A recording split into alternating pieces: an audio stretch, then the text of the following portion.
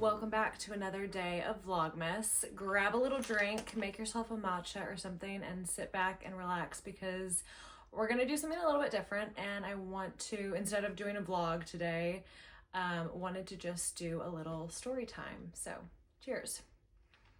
I just finally posted my engagement vlog, and going back through everything and just reliving everything was so special. So I wanted to share the story of my engagement and my proposal.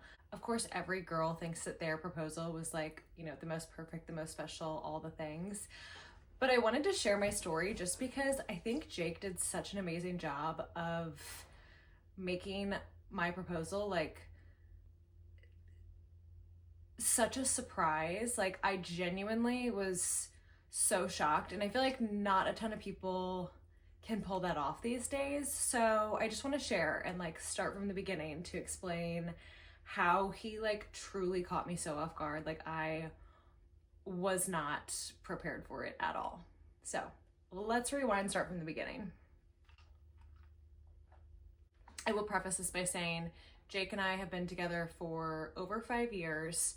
We've lived together for the past 3 years. So definitely we are in that headspace of we're ready to, take those next steps, get married, have babies, all the fun things.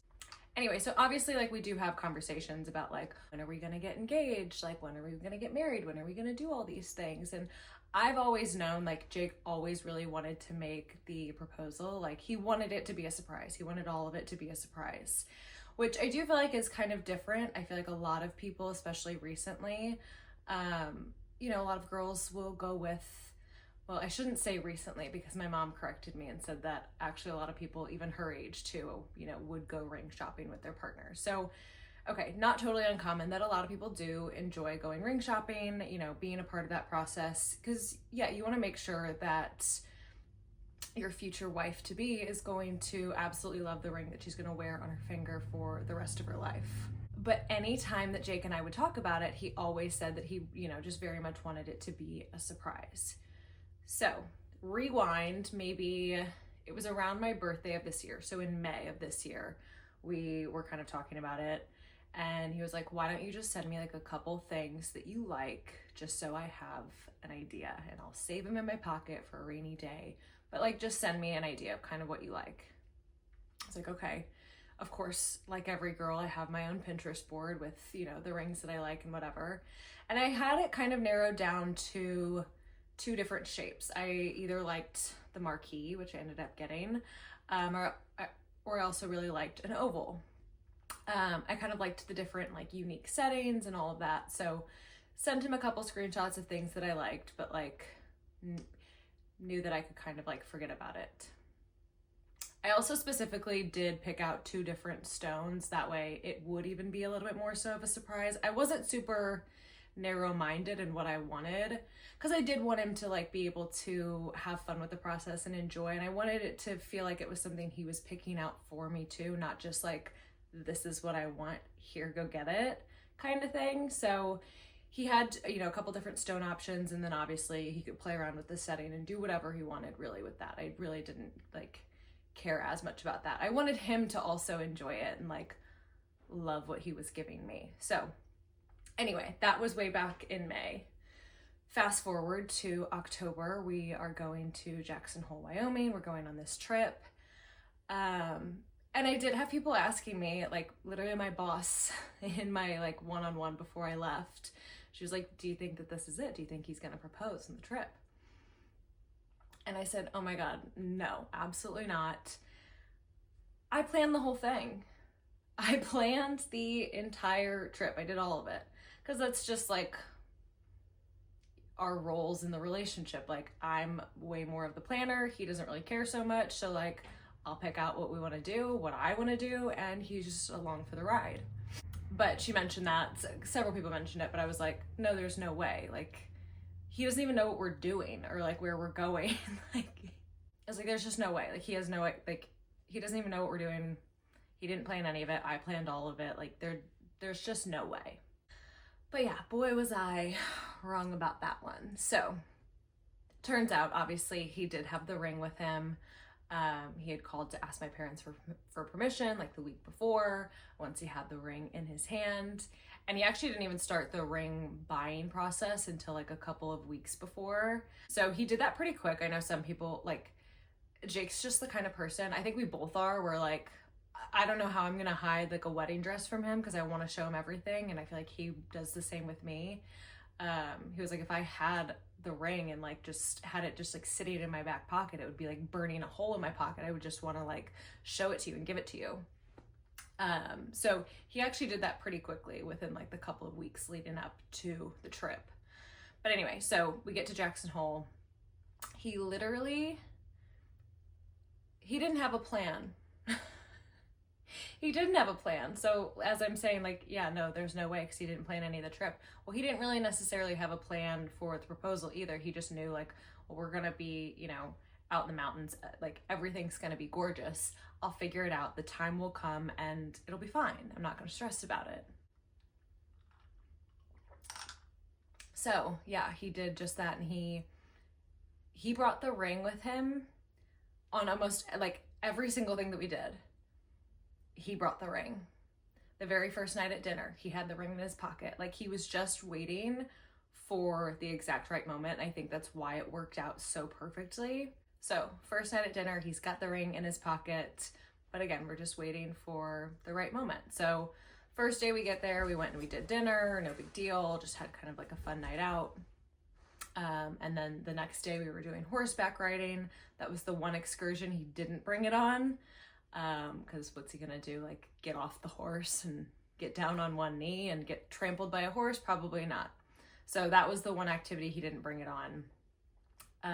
Later that day we did like lunch and stuff, and then met up with we actually ran into a couple, got engaged on the exact same trip, also from St. Louis, Missouri. So that was kind of odd, and a very, very similar ring as well, which was just totally crazy and totally just a weird coincidence in all of it. But anyway, so then Sunday was the day that we were going to Yellowstone. And he did say, he was like, yeah, I didn't have a plan, but I was like pretty convinced that like, okay, the day that we go to Yellowstone, like, we know it's going to be gorgeous. Like, there's going to be so many great backdrops. Like, probably Yellowstone's going to be the day. So he's wearing literally this hoodie kind of thing. It's this like quarter zip hoodie in gray, might I add, which, like, we all know gray shows bulges and things. He literally had this big, and it was a pretty big ring box too, in his like little center pocket the entire day. And I had no idea. He was convinced, he was like, there were a couple times like I thought I saw you looking down at my pocket, and I was just gonna have to, like, if you said anything about it, I was just gonna have to do it, because like, what was I gonna say was in my pocket? But literally, it's funny to like then go back, and obviously I was vlogging the whole thing, to go back and like look at the videos and be like, wow, yeah, there was like a pretty obvious ring box literally right in your hoodie pocket. He thought he was going to do it at Yellowstone, but it was pretty crowded at Yellowstone, so he, you know, ended up just not doing it that day. He just felt like there was too many people, which totally understand. I think it just all worked out like so perfectly. So that's why he kind of didn't do that. He was starting to get a little nervous though, because Yellowstone was on Sunday, and then Monday was going to be our last full day in Jackson Hole before Tuesday we were going back. We had some of like the morning, but like Tuesday we were headed back. So he was convinced Yellowstone was the day. Doesn't end up happening. We are driving back to Jackson Hole, like leaving Yellowstone, which is about like a 1.5, almost 2-hour drive. And so he did say like multiple times, he's like, if you see anything and you want to stop and like get a picture, like we can. I'm like, okay. It's like, I mean, yeah, there's like a couple like places you can pull off and grab a picture, but like nothing that special like that. I really like, I'm okay. Anyway, so he's starting to get like worked up and nervous and whatever. But on Monday, our plan was to go to the Grand Teton National Park and actually go to Jenny Lake.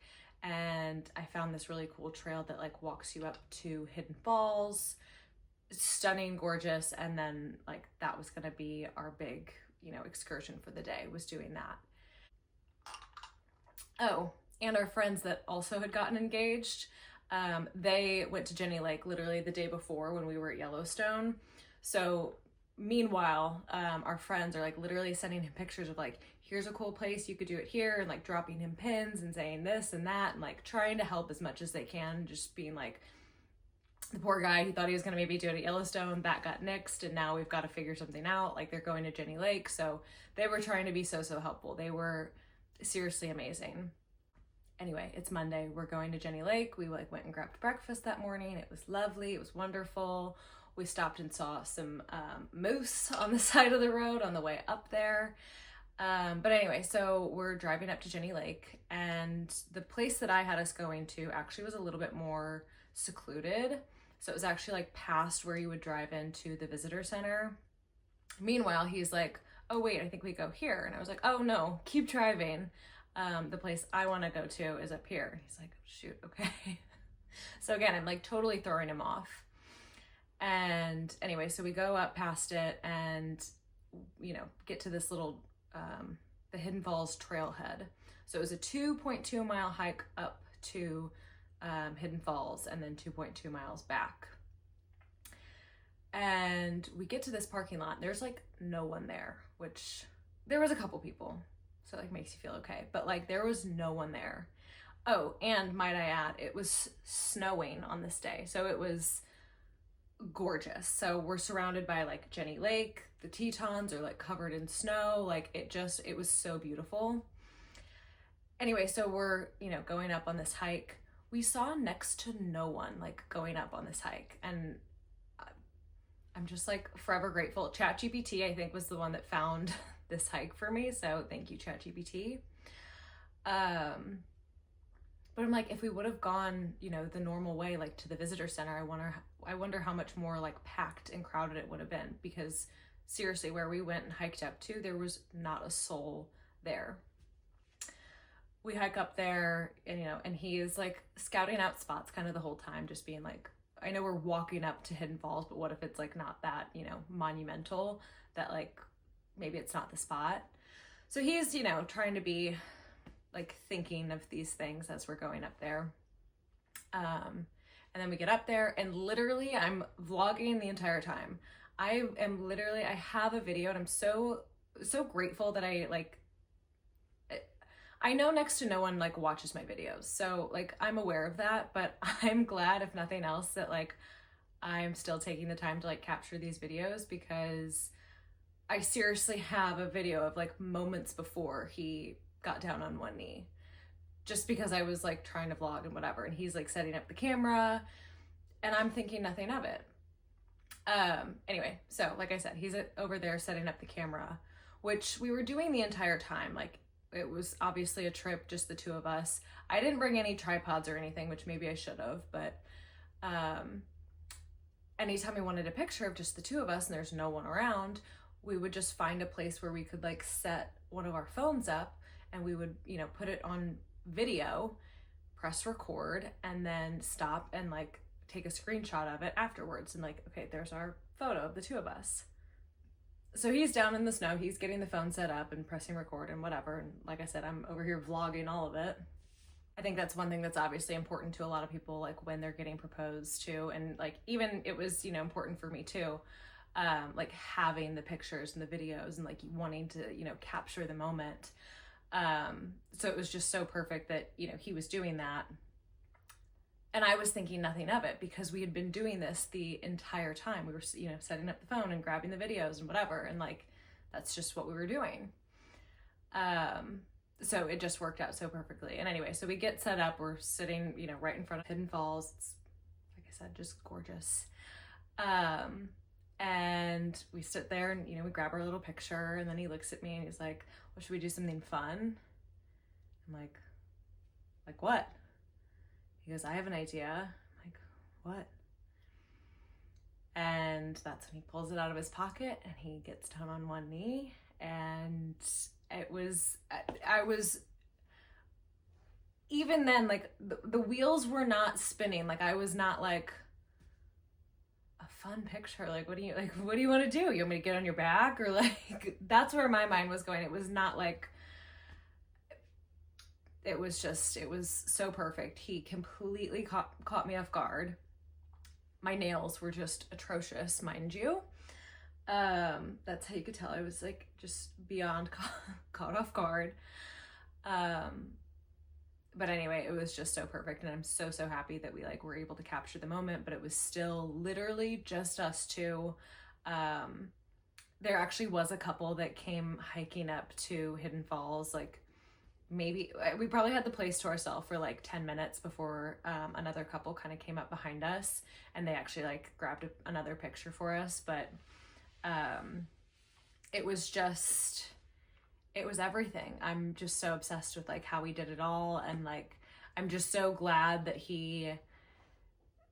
I feel like a lot of people almost put like too much pressure on it these days to like have the perfect moment, and like, you know, they want it planned down to, you know, a science. But I think there is a lot of, you know, beauty and fun in it being, you know, more on a whim, and, you know, just waiting for the right moment. Like I'm just so, he pulled it off so well. I couldn't be more happy. And it was, like I said, when I was editing that vlog, it was just so fun going back and reliving it all. And yeah, it was just the best. But anyway, so that is how he just completely and totally surprised me. I was in shock. I feel like I'm still in shock. But I wouldn't have it any other way. So anyway, that's the story. That's how we got engaged in Jackson Hole, Wyoming. So, and here she is. Here's the lovely ring. Anyway, I just felt like sharing the story, and yeah, I am now over a month in on being a fiance, and wedding plans are slowly but surely coming along. But yeah, check out my vlog from day one of Vlogmas, because I actually went and toured a couple wedding venues in St. Louis. But anyway, subscribe, follow along, and enjoy the rest of Vlogmas. I hope you enjoyed this little story time.